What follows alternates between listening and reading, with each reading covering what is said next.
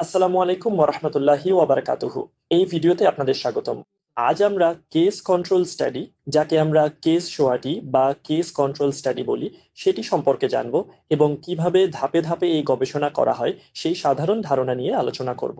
আর একটি ভিডিও আছে যেটি আমরা দেখতে পারি, তবে এই ভিডিওতেই আমরা এই গবেষণা করার ধাপগুলো দেখব।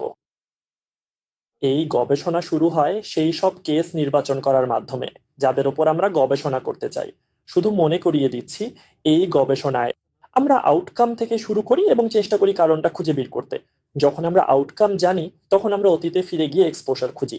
এখানে আমরা আউটকাম দিয়ে শুরু করি এবং সেই কেসগুলো নির্বাচন করি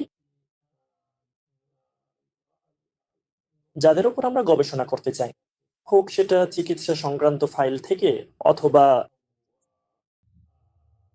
মৃত্যু সনদ, কিছু গবেষণা কেন্দ্র, কিংবা ক্লিনিক্যাল পরীক্ষার মাধ্যমে। এবং অবশ্যই খুঁজে বের করতে হবে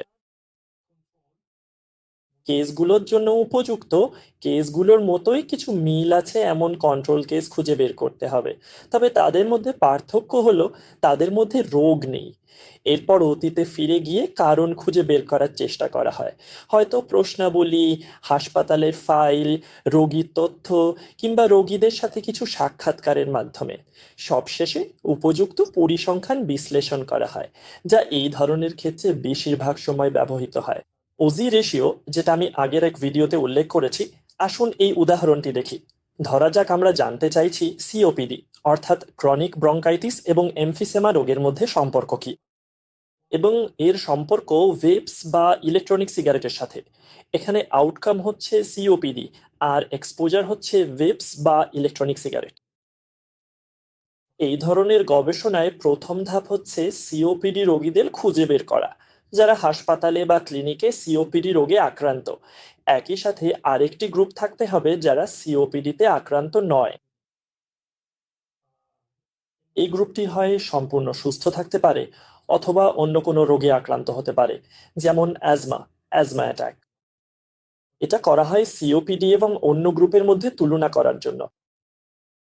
এরপর দুই গ্রুপকেই জিজ্ঞাসা করা হয় তারা কি অতীতে, ধরুন ৩ বছর আগে, ইলেকট্রনিক সিগারেট ব্যবহার করেছিল কিনা। জানার জন্য যে ইলেকট্রনিক সিগারেট এবং সিওপিডির মধ্যে কোনো সম্পর্ক আছে কিনা, এই ক্ষেত্রে তাদেরকে সার্ভে বা সাক্ষাৎকারের মাধ্যমে জিজ্ঞাসা করা যেতে পারে। এবং শেষ ধাপে জানা যাবে ইলেকট্রনিক সিগারেট সিওপিডিতে আক্রান্ত হবার সম্ভাবনা বাড়ায় কিনা। এটি জানা যাবে কিছু পরিসংখ্যানগত বিশ্লেষণ, যেমন অডস রেশিও, যা আমি আগের এক ভিডিওতে আলোচনা করেছি, সেগুলো ব্যবহার করে। আপনাদের ধন্যবাদ।